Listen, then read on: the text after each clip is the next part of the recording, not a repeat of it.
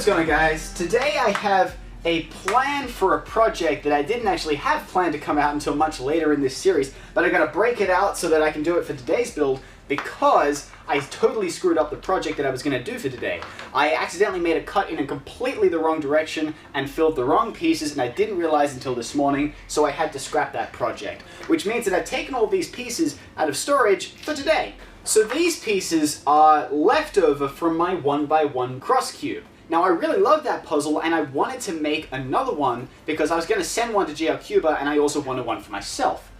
But I never got around to making that second one because I never got around to making the core piece to go in the center. I just was lazy and didn't bother to do it. But I still had all of these spare pieces left over and I wanted to use them to make a 1x1x4. Now I've made a 1x1x2, a 1x1 and a 1x1x3, so I figured that a 1x1x4 would be the next up in the series that I should try. But there is a difference. Up until now, I've just been connecting pieces to the core or just making singular pieces that don't have any mechanism.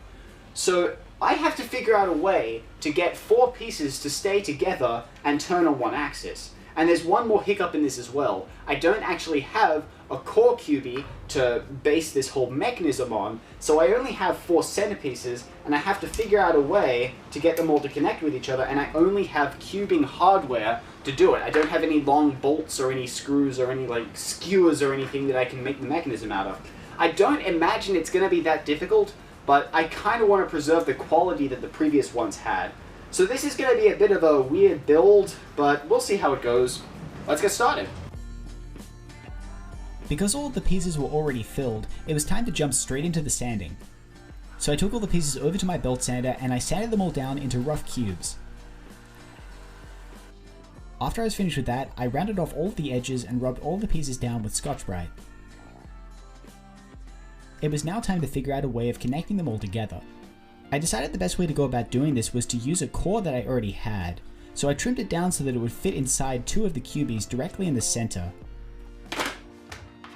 I drilled a little deeper into all the cubies just so the core and the screws would have a little bit more room. And then I began to assemble the puzzle, and I was very surprised to see that it wasn't that difficult at all. Ah, damn it. The puzzle was a little tight, but overall just fine, so I painted it up and then I sticked it up, and this was the final result.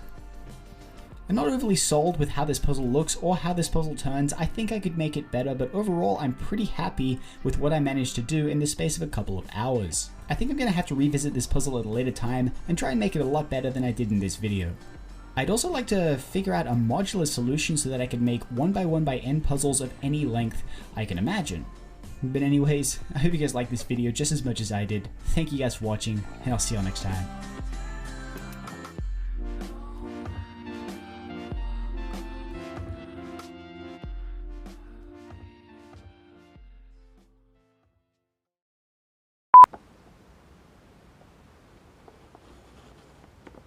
Oh, bugger.